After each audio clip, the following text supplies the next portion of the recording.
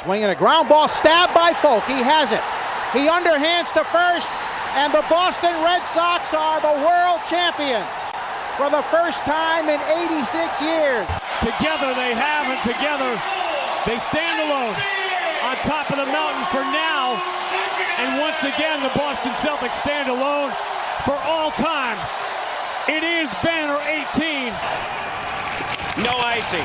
For the first time in 39 years, the Boston Bruins have won the Stanley Cup. And the title for the Patriots! I can't believe it! They have completed the greatest comeback in Super Bowl history.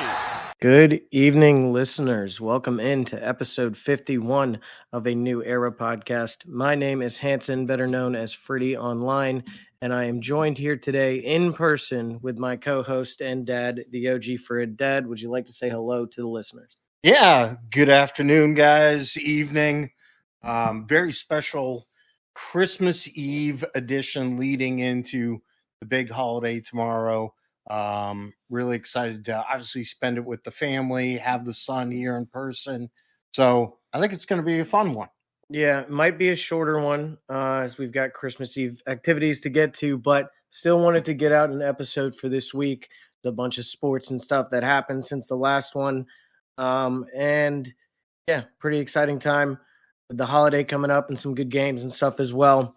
So we'll dive right into it. We're going to start off today talking about the Pats from this last week, coming off a loss to the Bills, which was a lot closer than a lot of people anticipated, I'm sure.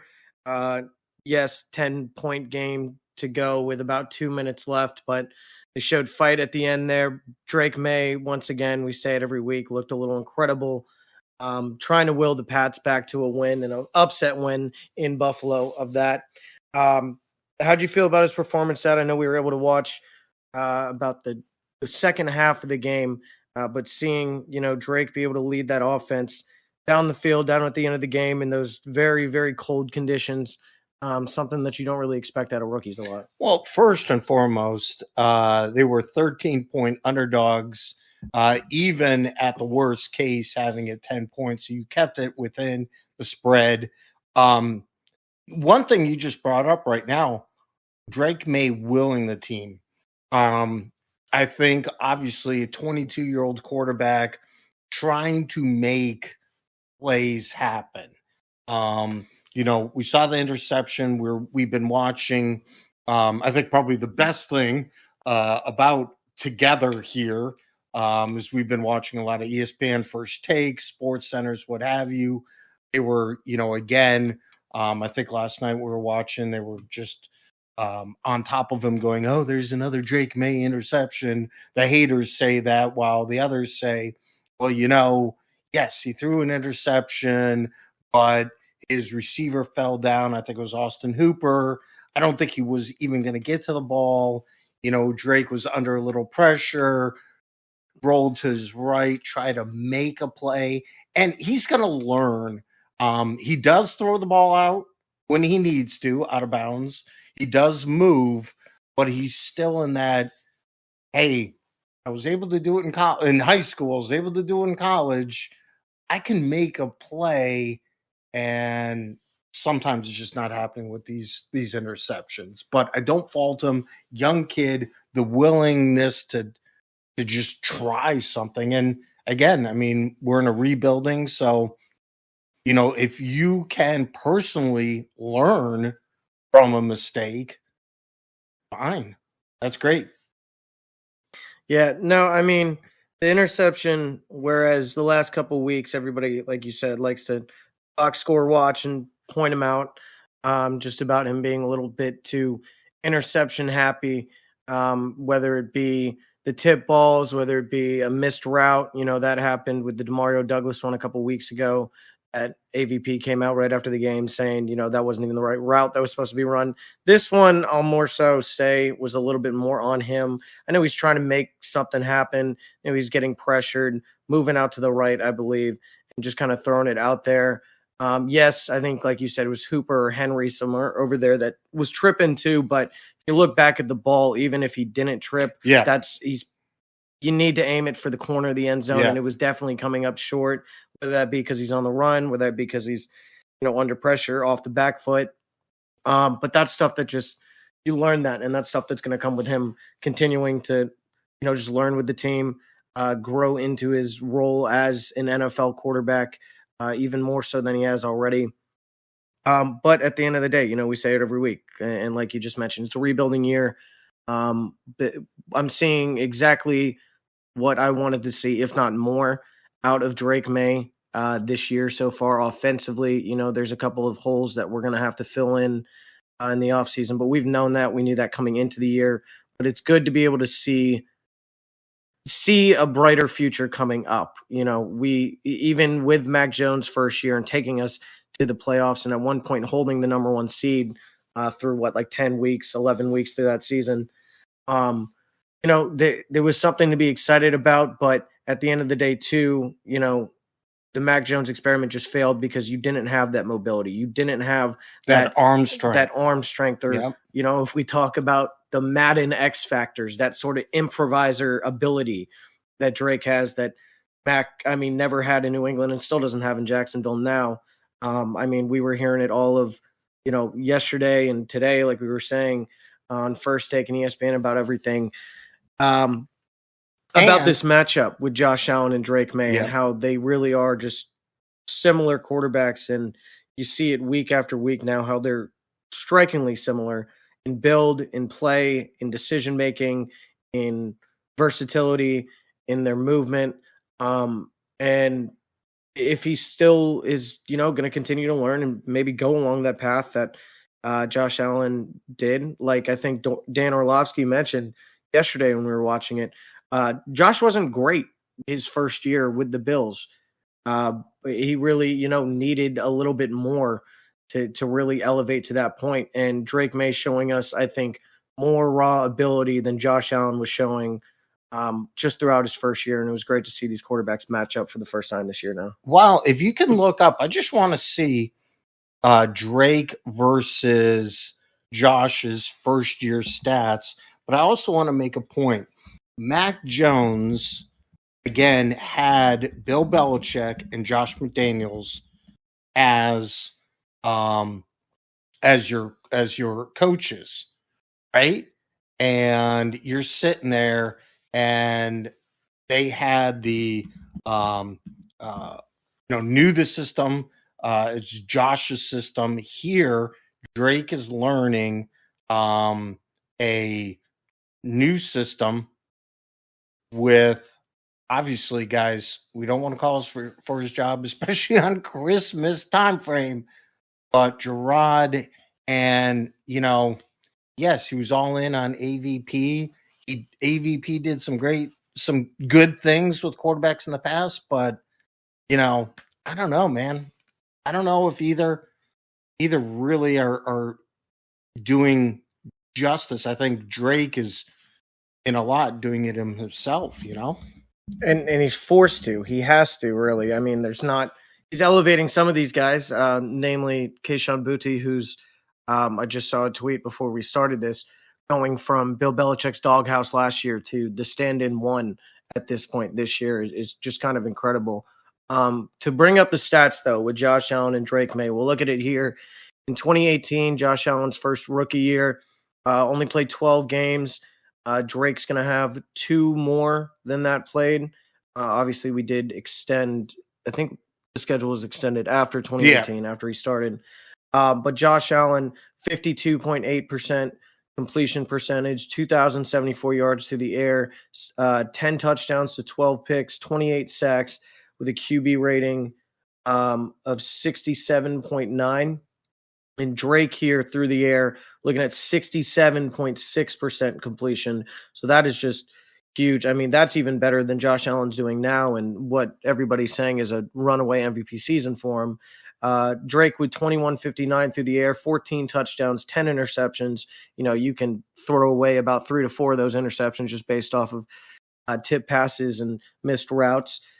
29 sacks, so going to be sacked more, but we've known that. We know that the O-line is an issue. We've been calling for that all year. QB rating of 88.6. And then the biggest thing is the rushing with Josh Allen, 89 carries for 631, 8 touchdowns, and 5 fumbles in his rookie season. Drake sitting right here at 48 carries, 389 yards, 2 touchdowns, and 3 fumbles. Now, granted, I'm not going to fault his rushing ability with the stats being this different because up until this week and a little bit of last week, this offense and the offensive play calling was so worried about running him after the concussion against the Jets and getting hit. The last thing you want to do is put the only good thing on your offense in harm's way. So they definitely, didn't have as many designed runs and didn't allow him to really run as much as you'd want. A lot of these rushing yards have come from broken plays and trying to extend plays. But with a better O-line behind him, and allowing him to, settle into the pocket a little bit. Maybe next year there might be some play calling that's more quarterback design runs, and we'll see those numbers spike. Yeah, but the averages, though, his average is 8.1 versus Josh 7.1. So, I mean, that alone is very, able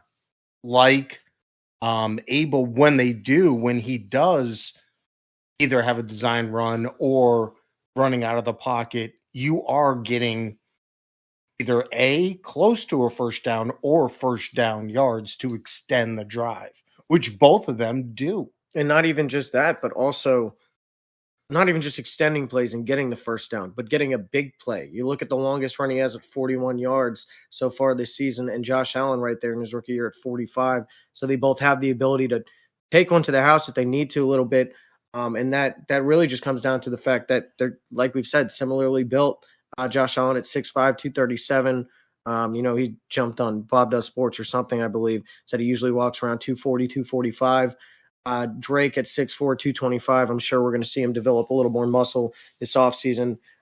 Try to, just have a bigger frame. He is already a big guy, but in terms of making sure he's, not getting hurt if he's leading with his head or if he's going to try to get that extra 2 to 3 yards to get that first down, you're going to want him to be, a little beefier. And at the beginning, I mean, I wouldn't mind seeing him, stretching that 235 because he's going to probably lose weight during the season. So if he can start the season at, 235, I know Lamar this year, drop rate said he was getting, felt faster, but the kid's fast enough as is. I would like to see him at that probably 230, 232 mark.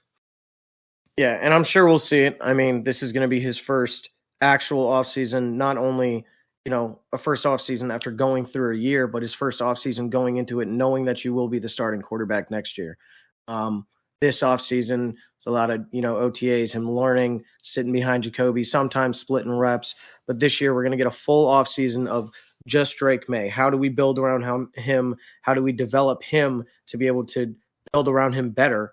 And I think it's going to be great for his growth. And as long as we hit on the picks that we need to and fill the holes that we need to the right way, even if they're not slam dunks, but just serviceable players, I think we see a huge jump from Drake May next year, whereas a lot of quarterbacks and a lot of just rookies in general see a bit of a sophomore slump. I don't envision that really happening with Drake. No, not at all. And I do want to make a quick little point. I know we got to jump off to the next topic, but reading Bill Simmons there, and we had this conversation. Again, guys, we are so thankful that, you listen to us. A bunch of you have said we're your top podcast of the year. It's just kind of funny how we talk about things on Mondays and we see it later in the week, either tweeted out almost word for word. Not that we're taking it from Bill Simmons here, but he said exactly he's 21 years old. I said 22, 21, and he's going to have a couple dumb 21-year-old plays. Bill, we didn't take it from you. We said it after the fact, but maybe you heard us say that this weekend. Possibly. I mean, he goes further to say, and I quote, "I'll go further. My favorite Boston rookie of the 21st century." Anybody that's a Boston sports fan is probably going to tell you the same, whether they're just a Patriots fan, whether they're all for This is the most excited I've felt about a rookie in Boston probably since Tatum in 2017. All right, you got anything else here about the Pats? Again, good loss. Good loss. Really good loss. Really good loss. You don't want to win that one. You want to show you're competitive. You want to show, You scared Buffalo. Yeah, you scared Buffalo, especially in the AFC East. We know the Jets are going to be the Jets. They're going to go into another, even if they can call it a rebuild next year, they just continue to suck shit. The Dolphins, there might be some uncertainty there. Is it a Tua and Mike? Is it time for them to go? They're a package deal. We know that. Are they going to give them another run? Are they going to try to help them in the offseason? You don't really know, and there's a lot of question marks there in Miami. So if you can show the Bills, who are going to be the team to beat in our division to make the playoffs for the next 5 to 8 years with Allen and May going at it, you can scare them now when you're at your worst. Just imagine what we can do next year, and we're just at least that much better. And I think you said this originally when we were picking our picks.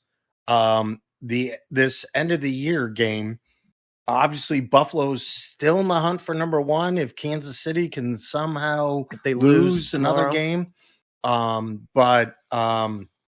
yeah, that end of year game, either Buffalo is looking to lock up number one, and we're at home, and that one is going to be fun. Very fun. Probably not as cold as it was in Buffalo. Maybe a little colder. I don't know. We get later on into the year. It's in 2 weeks now or something. But that would probably be my number one thing that I was happy about to see. Drake May, a guy that grew up in North Carolina, went to school in Charlotte, and then went to UNC. You wonder if he can really play in those cold temperatures. He didn't have to do it much throughout his time. But to be able to go into Buffalo, have the game he did, very encouraging knowing that, 8 of your 17 games going forward are at home in New England. It's going to be cold. Once you get to the end of the year, you're probably having 4 to 5 home games that are sub-freezing temperatures and potentially a couple other ones with snow later on. So that was encouraging to me to be able to see that. That didn't get to him.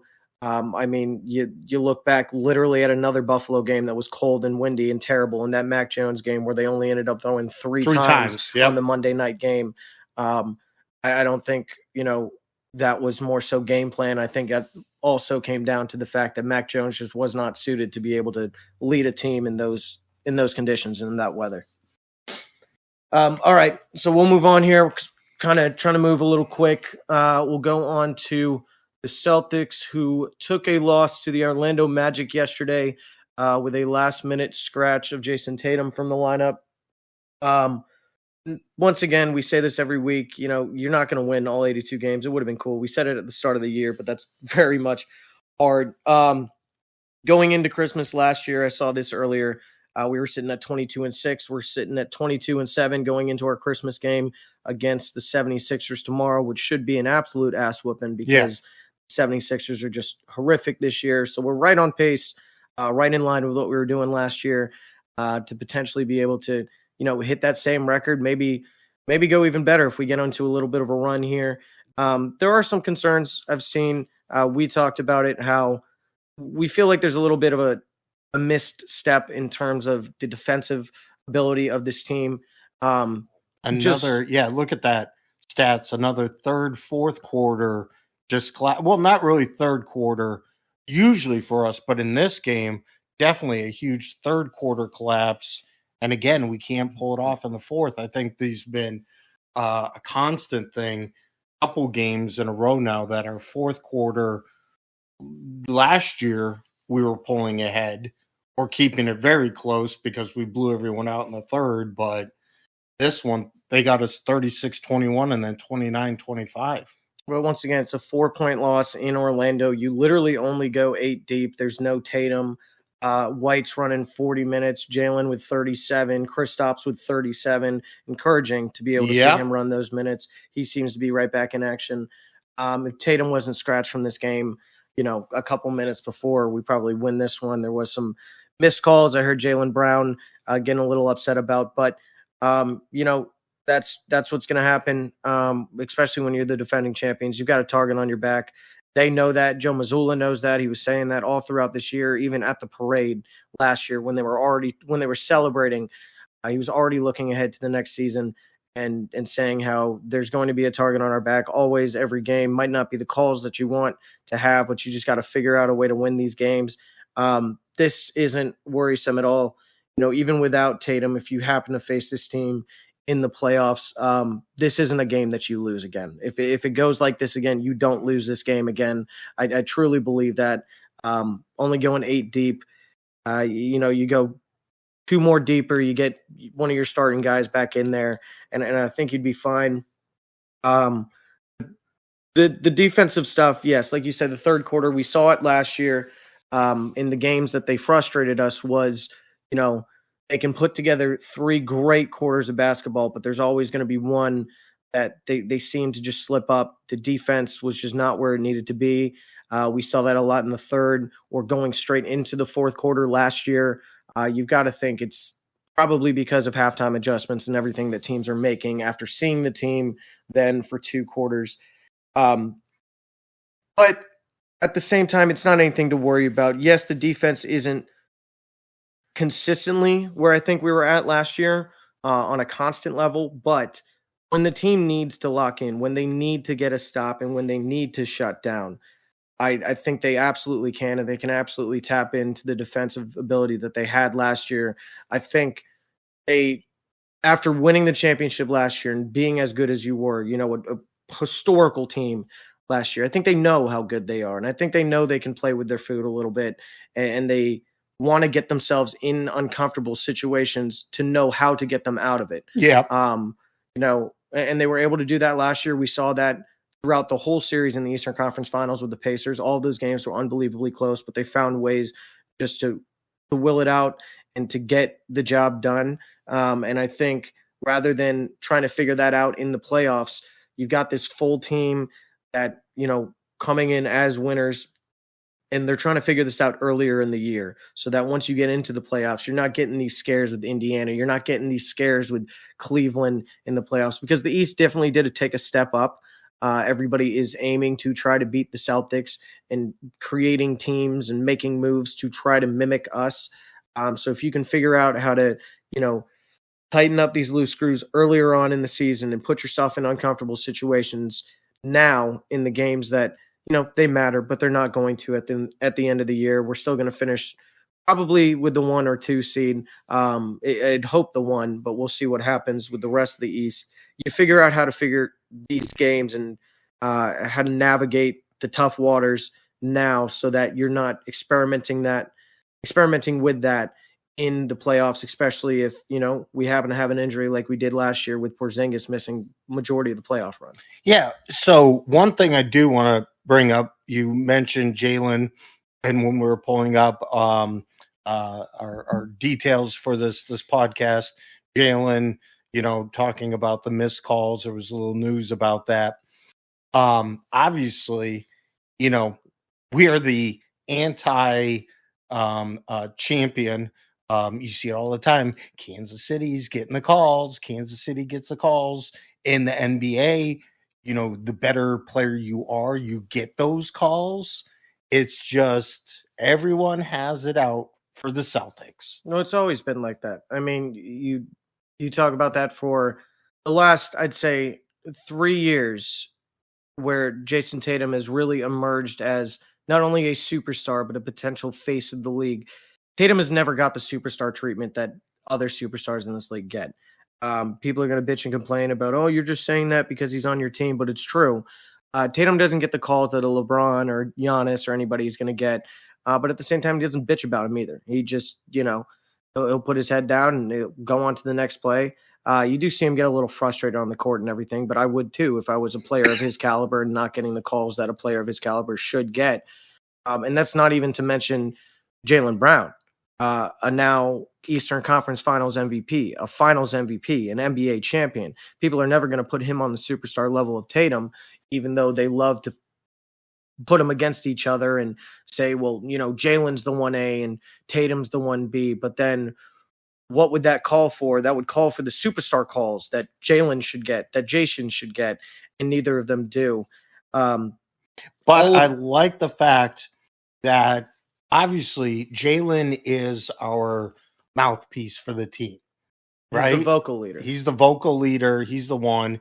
And if he has to go out and, start looking or asking for these calls that you see so obvious in the NBA, that teams of, lesser quality, but yet superstars that these two guys should be on get the calls, and we don't even come close to. Something's got to be done. We can call for it and something being done, but regardless, these guys know, they're not going to bitch and complain about the calls. The way that you shut it up, and the way that you shut up the outside noises, you just go and you just fucking win games, and that's what this Boston Celtics team does. I'm not too worried about the loss to the Bulls earlier this week on Thursday, because then you come back on Saturday and you just beat the living hell out of them. Yes, you lose that game to the Magic, but now you get a good bounce back spot tomorrow on Christmas in Boston against the 76ers. We've had this one circled for a while. We've played, I feel like, the 76ers for the last 3 years, or 2 out of the last 3 years on Christmas, because we did play the Knicks, I believe, last year. So they're familiar with this team, obviously familiar with the stage that they'll be on tomorrow around Christmas, and then leading into 2 games against the Pacers to end this week on Friday and then on Sunday. So it'll be a great test to see where this team is in terms of their ability to stack up with the teams that we saw in the playoffs last year, and potentially may see again this year if the Pacers can turn it around and get to where they need to be. All right, we'll move on here from the Celtics and be able to go to the other team in TD. We'll hit the Bruins, who came off of a great 4-1 win against the Capitals last night. We were looking at this game earlier yesterday morning, talking about how big this would be as the Bruins are going into a decently hard stretch coming up outside of these 2 games against the Blue Jackets on Friday and Saturday back-to-back. But being able to finally show up against a team that you will be seeing come playoff time, and a team that is going to compete at the end of the year and is looking to compete for a Stanley Cup.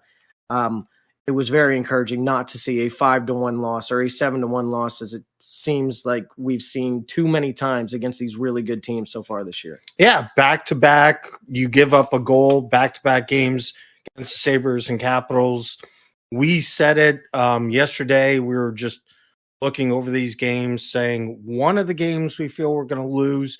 We both felt like a 2-1-1 if we can get an overtime loss someplace. I felt as if, maybe a Blue Jacket game, because again, back-to-back there, home, maybe something will happen with the loss. You were all over this Capitals game, thinking that this is the game that we could probably lose. But you did preface by saying we're in Boston. They had to travel, and they had a back-to-back. So being able to win 4-1, that's convincing win right there. And just moving back up the standings. And being able to take that momentum into, these 2 Blue Jacket games. This team is not good. But the last time we saw the Blue Jackets, they got our coach fired. You've got to think this team knows that, and that's in their head on these going into this back-to-back on Friday and Saturday. They do get a little bit of a holiday break here throughout this week to rest up. We did have Pasternak leave early yesterday with an upper body injury, but give him some time to rest up, go win these back-to-back against the Blue Jackets, and carry that momentum into another game against the Capitals. That one, even more important, on New Year's Eve, but in Washington. Midday game at 12:30. You see what you can do there. You try to take these 2 wins against the Blue Jackets. If you drop that one to the Capitals, it's probably made up for because of the fact that you did take that win yesterday. You can get it into overtime and take a point. That would be great. But that's the idea, because like I said, we were looking ahead at the schedule, and it does get a little tough going into the new year. You have the Capitals on the 31st. And you got the Rangers on the 2nd, the Maple Leafs on the 4th, Islanders, Oilers, Lightning, and then you see the Panthers on the 11th. That Toronto game and that Florida game are going to be huge in terms of the standings, especially if you can pick up some wins over these great teams and try to get that momentum just to be able to be within arm's length in the standings when you face those two teams, the only two that are above you right now. There's nothing better than matinee hockey. That's awesome. 12:30, New Year's Eve. Yep. Yeah, no, that'll be exciting.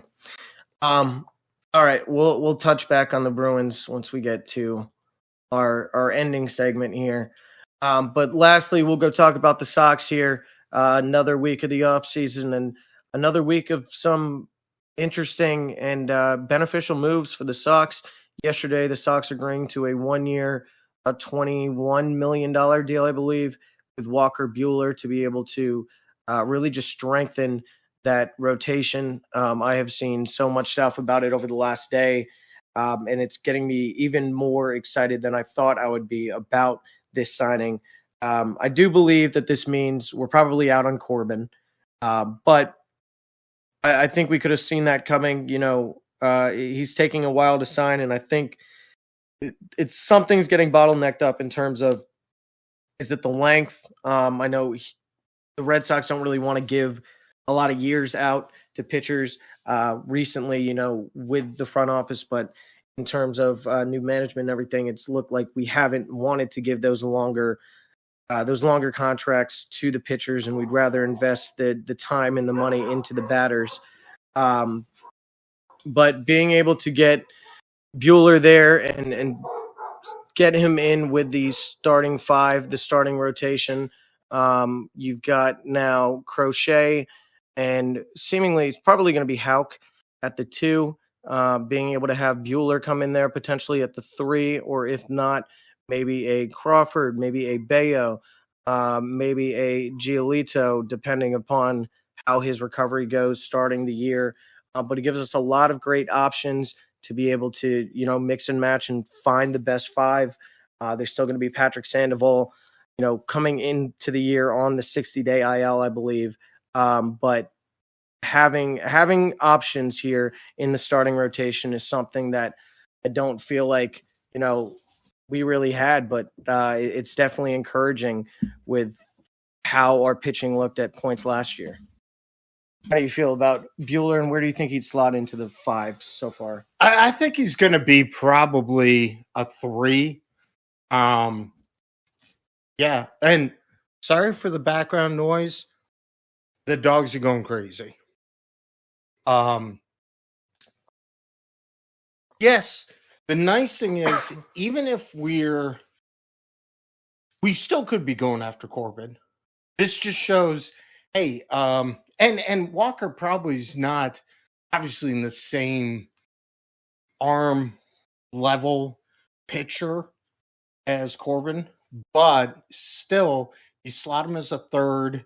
You could drop him to the 4th. It's just more depth. That's the one thing we talked about right now. If you look at, and you mentioned potentially starting, we could start the rotation off beginning of the year with 6-man. Yeah. Like, we have tons of depth right now, which is encouraging. I think, again, a thing that outlines the team as a whole. We've seen, and we mentioned this all last year, just the amount of depth, the versatility. Again, now we're seeing that here in the pitching staff. Yeah. Now you mentioned, he's probably not on the same arm strength level or just level of pitcher that Burns is, but still being able to slot in Buehler at the 3, a 2-time All-Star before his Tommy John surgeries, I believe in 22 and 23, he did go back to back. But he was a great pitcher for the Dodgers. And at some point, some people were looking at him as potentially taking over the 1 spot. And that's when Kershaw was still on the back end, but he was still Kershaw there for the Dodgers. This is a 2-time All-Star. This is a World Series champion. This is the guy that got the final out on the Yankees in the World Series this last year. Knows that team, knows some of the guys that he's going to see 19 times next year, or that the team will see 19 times. Thought it was very funny, though. I saw Jared Carabas, I think, tweet this out, how it's such a big fuck you to the Yankees of, striking out to this guy in Game 5, losing the World Series to him, and then he goes and signs with the Red Sox. I think that was a great find by the front office. And I think it puts me as a fan in a position where I'd be fine now leaving out on Burns. I don't think you need to force him into this rotation or force a long and expensive contract if you don't want to. I think now you focus on Bregman. I think that is the biggest thing. Yep. I think Alex Bregman is the key. There's still been some rumblings and some rumors about it, and it seems like everything I hear pushes us closer to the fact that, yes, he will be a Boston Red Sox. Just don't know if it'll be now in the holidays, but we might see it next year or next week leading into the next year. All right. Old man dad, weird thing to talk about. We have a all-name pitching staff. First-name pitching staff. Come on, Garrett, a Tanner, a Walker, and a Cutter. Yeah, and then, you're forgetting like Brian or if you want to talk about real names on the pitching staffs, you can't forget Dick Fitz, who might be able to slot in there at the 5 to start the year. I saw somebody put Dick in there. Yeah, got to just slide Dick in there, and really might, just fill that hole that you need him to in that starting rotation, that 5 hole. Right there, Dick might just fit in. He might fit in really well with this rotation. So, very excited for Dick. See Dick up on that hill, and Dick's gonna fit. Dick's gonna fit for sure. Gonna fit. Last thing here about the Sox, there's a rumor on Sports Illustrated Boston Red Sox site. As of 3 hours ago, Red Sox predicted to follow Walker Buehler deal with $50 million All-Star closer. This looks to be, if I can find the name, Tanner Scott, which I believed there had been some rumors about. And this was something that they were talking about a little earlier in the offseason. I thought this deal would have been done already. Seems that Tanner's holding out to, really see his value. The market for reliever pitchers and closing pitchers hasn't really jumped off the page so far this year.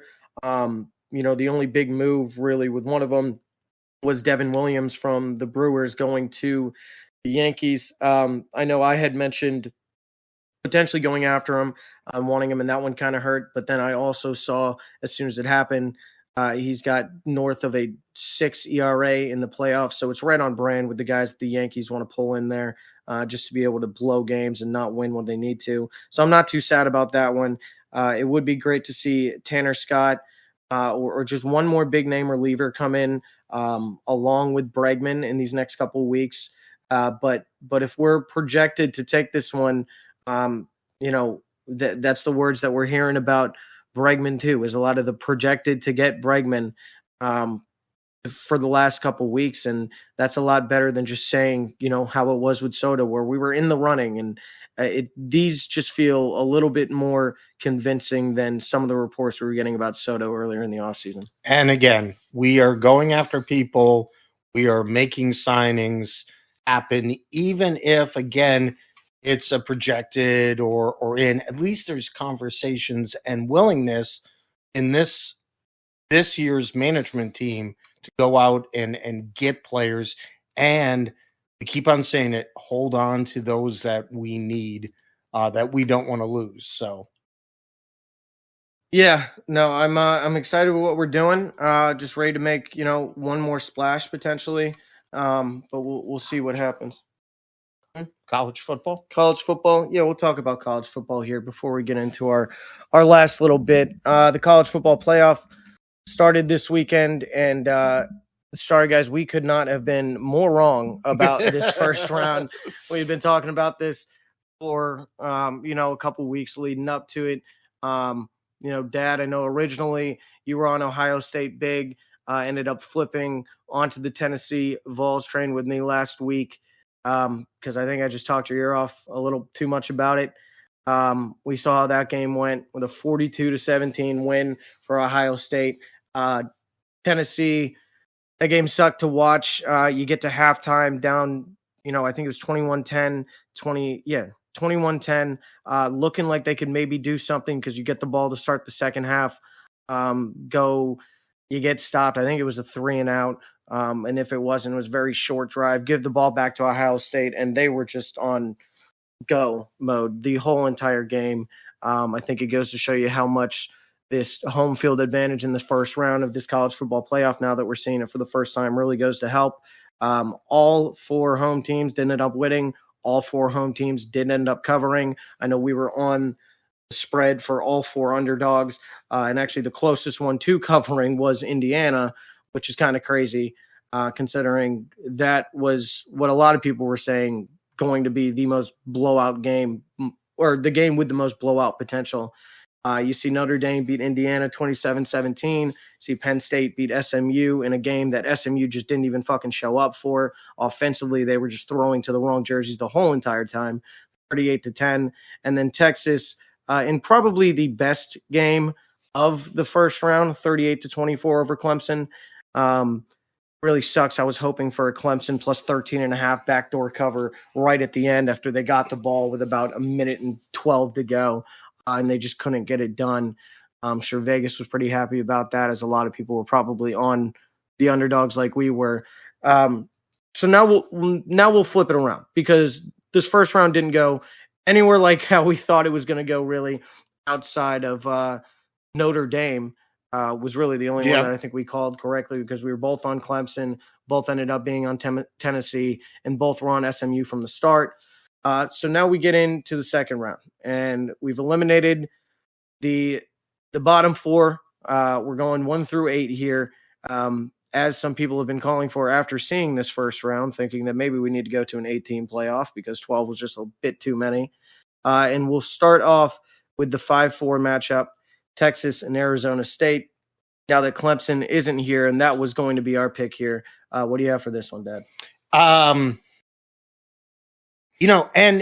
what I was more interested in, again, you're a conference champion. Obviously, you didn't have bowl areas to go. The home field obviously is something that these teams very much took advantage of. Their fans came out. It was electrifying. It was awesome to see. But the first Friday night game in Notre Dame history, that was cool. Now you go into regular bowls. You have Arizona State and Texas having the Peach Bowl. And is that in? I think it's in Georgia, I believe. Yeah. Because what? Sugar Bowl's in Dallas? Sugar Bowl's in New Orleans. Fiesta Bowl's in Arizona. Yeah. Boise State. Rose Bowl's in Pasadena. Peach Bowl should be in Georgia, I believe. So both these teams are going to have to travel. I mean, obviously everyone's traveling, but you get, a more of a it's in Atlanta. Yeah, so we'll talk about this one and then further. My point being, Oregon just going down the coast, someone who's already played in the Rose Bowl would be a lot easier. So that's more of a home field. Well, Ohio State too, in it back in the day, but probably not with these players have ever played in the traditional Rose Bowl. But Texas and Arizona both got to go from their locations all the way over to Atlanta, Georgia to play this. Arizona State, obviously a hot team going right now. But I'm a little worried about these top 4 having this length of time off. Too much of a break. Yep. So I think, again, hopefully this will be a lot closer, but I'm going to continue to go with Texas. Yeah, I'm not going to make the same mistake I did last time. It's literally the same exact line as last game, Texas minus 13.5, and this time I will be taking it. Scotabo is going to do everything that he can and potentially keep Arizona State in this game for the first half. But if Texas plays anywhere like how they played against Clemson, honestly, this one shouldn't be close. Texas is, outside of those Georgia games, we saw them as a powerhouse throughout the year. And I think they're peaking at the right time here. And I see them probably covering the spread as well. All right, down to the Rose Bowl, Pasadena, Ohio State, and Oregon. We've seen this game, potentially game of the year, earlier in the year when we saw them with the 32-31 win for the Ducks, as Will Howard couldn't find the I think he was trying to run out of bounds, or he just didn't know the clock and ended up having the time run out. Funny thing here, Ohio State actually favored 2.5 points. It's got to be something, like you said, to do with the layoff for Oregon here, or potentially just if they are trying to equate this game to the game that they saw earlier. But slotting in the Ohio State that they saw this last week and slotting in the Oregon team that we've seen near the end of it. But I feel like this line's going to shift. I feel like the wrong team's favored here still. Yes, Ohio State definitely burnt me last game, but I think that one very emotional. After coming off the loss to Michigan, you're playing at home, first December home game for Ohio State in their program history, against the Tennessee team that just was outmatched and outmanned, outplayed, outbeat on the line, everything really. But I don't think this Oregon team is going to show up like Tennessee did. Yeah, I think they know what they're going to do. They're more physical. Yep. They've played and beat this team. And we saw it with Texas and Georgia when they played the second time. A Texas team that I was just talking about looked like world beaters and really looked unbeatable. You beat this team once, you got the exact game plan on how to beat them again. I think Oregon's going to do that. I would be taking Oregon plus 2.5. I think this line ends up moving by the time that we get to game time, and I think Oregon will end up being favored, so take it early. Yeah, and you know what? I think probably the best thing that Oregon had this year was Ohio State losing to Michigan, not getting into the Big Ten championship game, because, again, that old verbiage, right? It's hard to beat a team 3 times. And you didn't face them in the championship game. You're going to face them again. As you said, they already have the game plan. They already did it once. Just do it again. Become more physical. And yes, Ohio State, even though they handled it, you played, probably 10 days ago. And Oregon got some rest. Oregon will win. Yeah, especially if they can actually rely on the ground game. That's something that is how Michigan beat Ohio State. And Tennessee sadly just got into position where they were down too much too early to the point where they really just had to abandon the run game. I don't see that happening with Oregon. I see them being able to really run it down Ohio State's throat and not abandoning the run game here. And being able to set up those long plays downfield, as we've talked about throughout the year, with all the speed and explosiveness that Oregon has on the outside. All right, on to the Fiesta Bowl. This is the one I said is in Arizona. We got Penn State, number 6, against number 3, Boise State, and the Heisman should have been the robbed Heisman in Ashton Jeanty. You got to think that he is motivated and ready to go out here and show everybody and show the voters that they made the wrong decision. We got Penn State minus 11 here as the opening line. I imagine that's stupid. Very disrespectful, I believe. So I think we're both going to be on Boise State plus 11. Yes, Penn State was moving and they're getting the gears turning. They had the first game and Boise State might have the time off, but that SMU team and these Boise State team, or they're different. You don't have a player as dynamic and explosive as Jeanty, obviously not on SMU, but on any other team in the country. And I feel like he definitely keeps Boise State in this game. And I don't know what to call yet, who to call to win it. I'll probably have to give my actual prediction next week when we do our episode in terms of picking a winner, but I'll be taking the 11 points with the Broncos. Oh, I do too. And I think the one thing out of all of these first round games, that the home field and the emotion coming off of it, Penn State needed that. They really needed that for Franklin. And I think going away, going across country, that electricness of the home field is going to hurt them. Absolutely. Yeah, definitely. The Penn State's got one of the best, if not the best, home field advantage in the country. And I don't think that is entirely the only reason why they beat SMU by 4 touchdowns, but I definitely think it was a big contributing factor. Yep. I mean, you have 2 pick sixes from SMU. You start getting even after the first one, Jennings getting in his head a little bit. Loud, very loud, whiteout in Death Valley there. And I think it definitely helped carry this team to play a better game than, on paper they should have. I don't think that's going to happen against Boise State here, all the way in Arizona.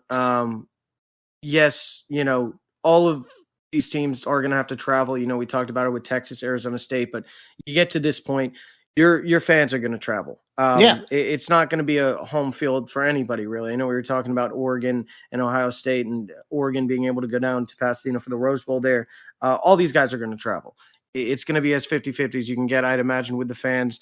This is when you show up and show out.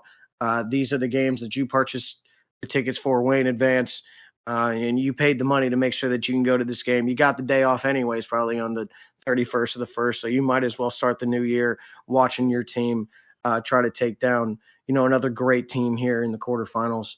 So, yeah, I don't know who to pick here. But I'll be able to give more of an answer next week. We'll move on to the last one, Notre Dame and Georgia in the Sugar Bowl. We got Georgia favored by 2 points. And what I imagine, all these games should be good this round, but I think we have a great one on our hands here in Notre Dame and Georgia. Where are you leaning? I'm leaning on the fact that I don't think this is going to be as close. And great as game, because I think Notre Dame's defense is just going to make their backup quarterback, Gunnar Strickland is his name? Stockton. Yeah.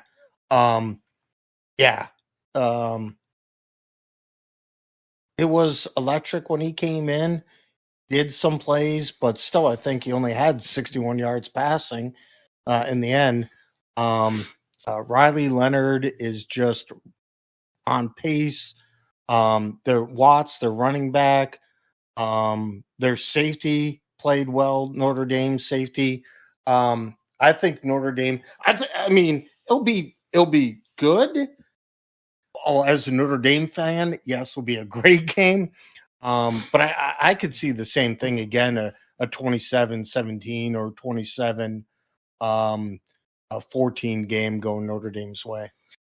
Yeah, I think the question mark on the quarterback is going to make a lot of people wary on backing Georgia here.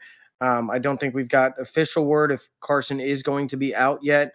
But even if he does, somehow find some fucking Aaron Rodgers ayahuasca or something to be able to get him through and feel fine for this game, he's still not going to be at 100%. And this Notre Dame team, who looked phenomenal Friday night, is not the team that you want to try to get back to 100% against. I think this could be a good game for a while, but I definitely see Notre Dame pulling this out. They're rolling right now after seeing that Indiana game. Yes, it was only a 10-point win, but there was garbage time points scored by Indiana there at the end. Notre Dame just looked unbelievable, really. And yes, against potentially the worst team that made it into the college football playoff. I mean, you had to win your championship to get in. You did. But not Indiana. They didn't make it. Oh, Indiana. No, I'm talking about Indiana. Oh, Indiana, yeah. Yeah, I mean, I guess in terms of record, yes or no. But against competition that they've had this year, and the only other real big game being Ohio State, which they lost. So, yeah, I would say probably Indiana was unfortunately the worst of the top 12. Yeah, but all that to say, you don't need to worry about a 10-point win from Notre Dame. They just handled business. That's everything that they needed to do. They didn't need to win that game by 30. They played the game exactly like they needed to beat Indiana. And I think, that's going to get them revved up the, week in between here to allow Freeman and the coaching staff to game plan for Georgia. I think they're going to have the perfect game plan for them. And I see Notre Dame pulling and not show too much that, you are going to want to do potentially against the Georgia game. So, yep. All right. Well, that's all for the quarterfinals.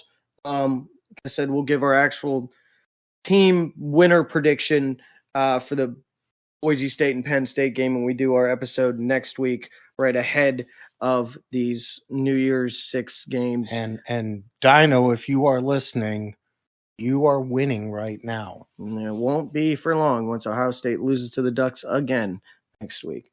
All right. So before we end off this episode here, we've got a little bit of a fun segment in the spirit of Christmas and the time around here. The OG Frid here actually came up with this great segment. So, Dad, I'll give you the floor here to talk about what we're going to do for our 4 teams. Yeah, so we're going to go through our 4 New England sports teams, and we're going to be giving them a gift that we want for them because we're just either so happy or just just a realistic wish gift that we're going to give them. And in turn, also, what is that one gift that they gave us during the year? As a fan, what was the gift that they gave us? And in a perfect world, what is the perfect gift that we could put under their tree tomorrow to make them better if they need to be, or fill in a hole or whatever we need to see from them? So, Dad, we'll start it off with the Patriots here. I do have this article up, but I think we both probably know what we're going to have anyways. We'll try to have different gifts to give the teams. So I'll let you go first.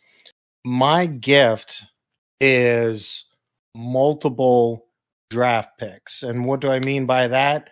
We're sitting at number 2, potentially, if we can beat the Bills, worst case 3. You have teams that obviously the first 2, if we do end up with the second overall pick, we already have our quarterback of the future. We don't need to take a quarterback. So obviously quarterback needy teams are going to be looking to give us something for that. Or if, say, we get another win, we drop to 3, then you're sitting there prime with the potential or with a Heisman winner because the first 2 are going to go quarterback. And I'm not sold on Travis.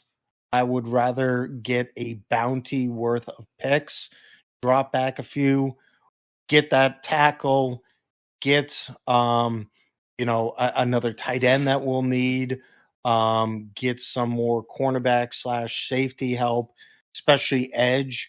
I want to see a bounty for this and future drafts. So that's what I want to give your them. Gift would give them the 2 so that it would allow us to get more draft capital. Absolutely. Yep. All right. Well, I'll keep mine different. That is a nice thing. And we were talking about that this week. We even started out with some mock drafts where we did make some trades. And once we get further into the offseason, we'll start mock drafting here. But my gift would be very easily T. Higgins from the Cincinnati Bengals to the New England Patriots. You give them a blank check. That would be my gift to the Patriots. A guy that can really come in here and be a number 1 receiver that we're going to need to really, complement Drake and give him just something else on the outside.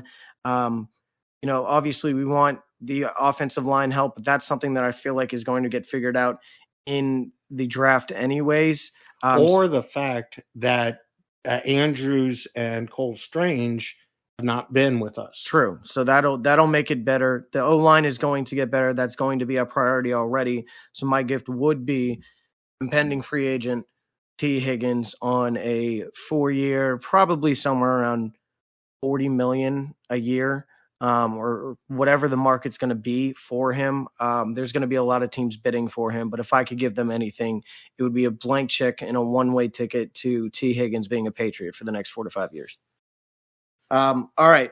So let's move on to what gift did they give us? Now, we do want to keep these different, but in terms of the Patriots, there's not a lot that this team really gave us this year, except the evident thing, and that And we'll is say it on three. One, 2, two, three. Drake Drake May. May. Yes, that is the gift that they gave us. They didn't fuck up the number 3 pick. They didn't fuck up the quarterback pick like we had with Mac. They got the guy. They got the guy that we were talking about even before the draft, being the best quarterback prospect in the draft. And now, 16 weeks in, it's certainly looking like we were right on that. That is the gift that the Patriots gave to their fans this year. It is hope of something else in the future here, and it starts with number 10 right there at the quarterback spot. So thank you, Patriots, for not screwing that one up. All right, let's move on to the Celtics. What is one gift that you would give the Celtics going into their Christmas Day matchup against the 76ers tomorrow, Dan?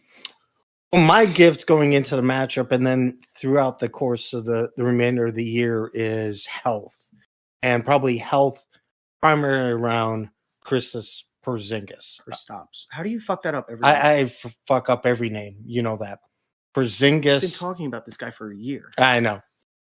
Porzingis health. I want to make sure he remains healthy, because when he is on that court, I mean, obviously we have talent all over, but he just changes things. Watching him earlier in his career and then just calling him that unicorn and watched it, but I was like, but seeing him in a Celtic green and just what he can do and what he does when he is on the court, how it changes everything for us.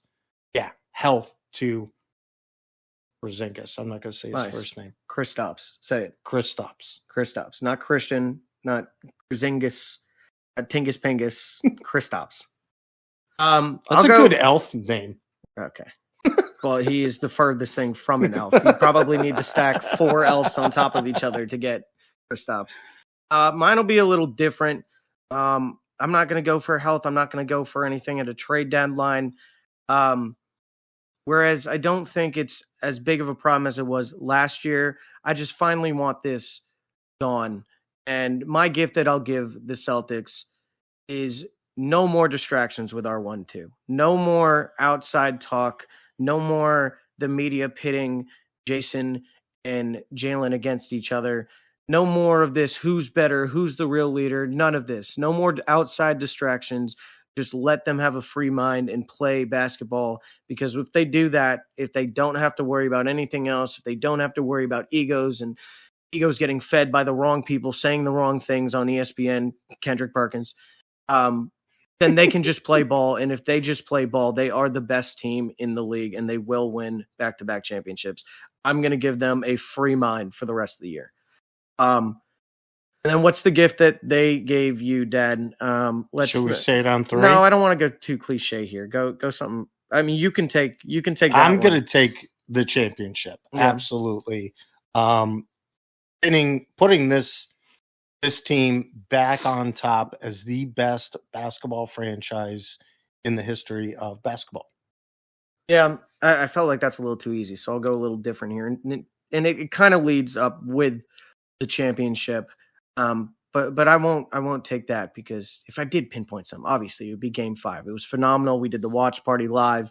It was great to experience a championship again with you, because we haven't seen one in a while, but also the first one in the life of this podcast, and being able to do it live. That was awesome. That was a great gift that they gave.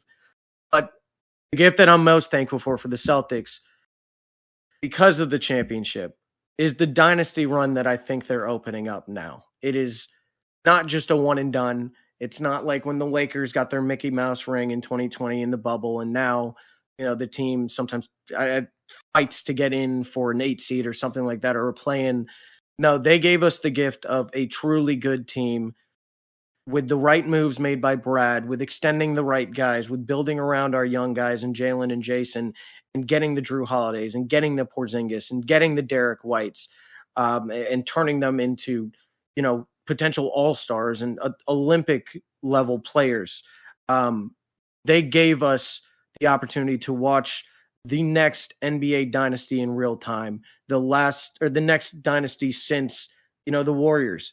when they were winning those with Durant and everything in 2015 to 2018 or whatever it was, and even beating us in 2022. I think that they are giving us a great long window for a dynasty where I don't think the one last year is going to be the only one we see. I don't think the one this year going back to back are going to be the only two we see. I could see in these next 5 to 7 years, even counting last one, Jalen and Jason having about 4 rings. Yeah. So that would be the gift that I think I am most thankful for from the Celtics, is opening up this dynasty championship window. Bruins. What is the gift that you would like to give the Bruins, Dan? The gift that I would like to give the Bruins would be, I would have to say, let's at the trade deadline, let's find a top 6 forward. I want to see some type of trade made. Yes, unfortunately, we're tight up against the cap, but can we find, even though, I mean, lately, really enjoying Geeky's play. It looks as if, our top 2 lines are there, but yet I don't see Geeky going to be able to hold on to his play on a long-term basis. So have another top 6 forward, so that either A, they can slot in on the top line, or move Brad to that top line. Okay, makes sense. Mine, and I'm going to go back to back with my gift and then the gift they gave us, because they kind of go hand in hand. If I could give any gift to the Bruins, this isn't going to be long-term. This is just going to be the rest of this year. I would give them last year's Jeremy Swayman again. I would give prime Swayman again, and just let him, whatever it may be. We've talked about everything. If it's the contract, if it's the offseason, if it's the mental thing, whatever it is that's in his way of not letting him perform like a top 3 goalie like he was in the league last year, I would give them back Jeremy Swayman. But in turn, the gift that they gave us was finally getting the fucking contract done, not having to wait until I think it would be at the end of this month. If he still didn't get signed, they would still be negotiating right now. So their gift that they gave us was finally getting it done. Finally, just, not trying to get their number, just compromising and getting the number done and giving Swayman what he wanted and giving him the length that he wanted. And all that uncertainty and all that worry that Bruins fans had in the offseason and leading up to the season, up until 3 days before, they got it done. It might not have been pretty. It might not have been the way that we wanted, but we got our guy. I'm going to say the gift that they gave us, and again, we're in the Christmas time frame. I'm not, boo-hooing and whatnot, but and again, we should all be loving each other. But losing Jim and now having a style play that is both offensive and still a good defensive team when we need to. Obviously, we've seen 2 back-to-back 1-goal games given up. Having those defensive pairings, having those defensive guys that are offensive, create more shots. So I guess having a new system. Oh, Jim, you did very well for us regular season-wise, giving us the most points ever, a few years ago. But having a system that I am truly really love to watch Bruin hockey right now. And so that's the gift that they gave you. Okay, yeah. And your gift, you're saying? My gift is I'm giving them a top forward. Oh, yeah. Okay. I forgot because I did mine back to back. All right. And then the last one then would be the Sox. I mean, if you've listened to this episode, you know what I'm about to say. My gift that I'm giving to the Red Sox is not third baseman, but second baseman in our system, in our lineup, Alex Bregman, on whatever contract that he's going to want. The gift I'm going to give them I think the gift that I'm going to give them is a little bit more power, offensive power, and be right-handed bat. And So Teoscar Hernandez. yes, Okay. Yeah. Yeah. I mean, we're still in the running. He hasn't been signed. I mean, we're still getting linked there. So it could be a gift that actually comes very soon. But it is something we need. We need a nice right-handed power bat. And I know that the front office knows that. So hopefully that can come to fruition. And then the gift that they gave us, I think you talked about yours. So I'll let you have it because that's your guy there. yeah. My gift is absolutely not giving up on Jaron Duran. Again, absolute historic season by the young man.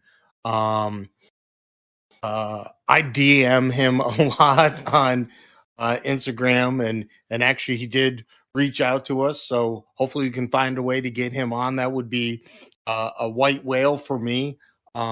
Just the kid not giving up on him and him being able to turn around. Again, I said historical season, being the first American League player ever to get before the All-Star break to have 110 and 10, I think it was, or something of that Whatever. nature. Yeah, you tweeted 100 out. hits, 10 over 10 doubles and over 10 triples before the All-Star break. First American League player to ever do that. So All-Star game MVP as well. All-Star game MVP. So thank you for not giving up on that kid. Yeah, no, because there's a lot of time that people were calling for Duran to get out of there, and it was so exciting and just fun to see him actually explode this year and turn into the player that I know you and me believed he would be for the longest time. We just finally saw it, and now he is, as the Red Sox have said all this offseason, untouchable, and he is really a cornerstone of this next generation of Red Sox baseball, and I'm very excited for it. The gift that they gave me that I would say, because I won't say the same thing with Duran, although it makes a lot of sense.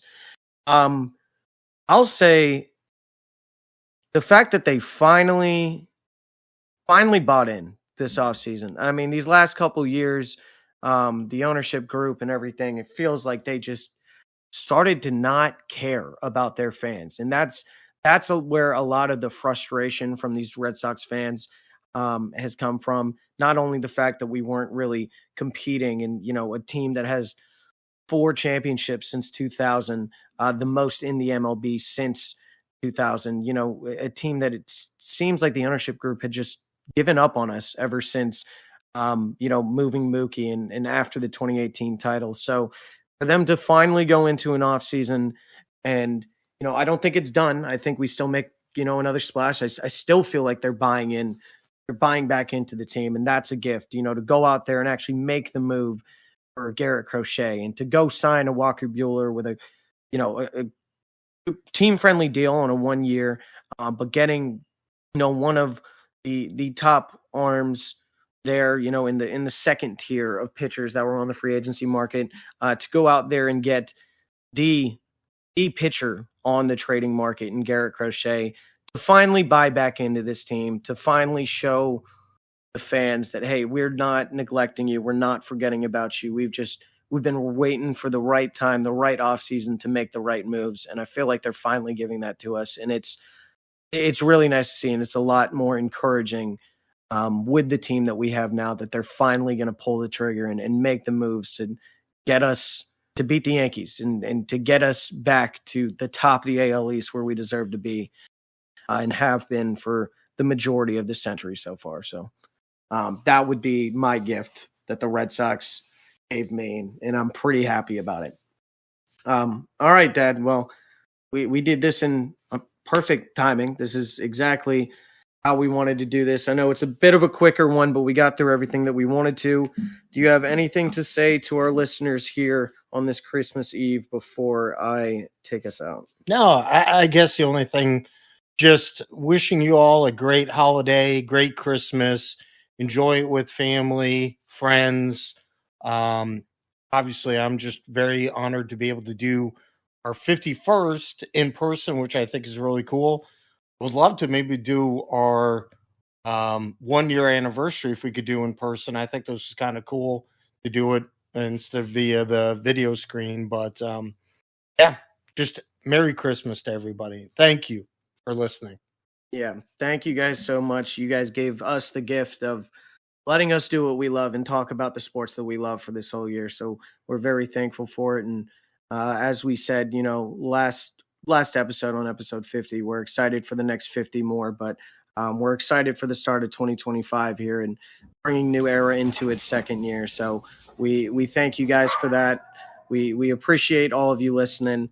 Once again, if you'd like to keep up with us outside of our episodes, make sure to follow us on social media at A New Era Podcast on Instagram and Twitter, A New Era Podcast on Facebook, and A New Era Podcast at gmail.com. If you would like to email us for any questions, concerns, or funny business, we appreciate you guys, and we will catch you next week for episode 52. Love you, son. Love you, Dad.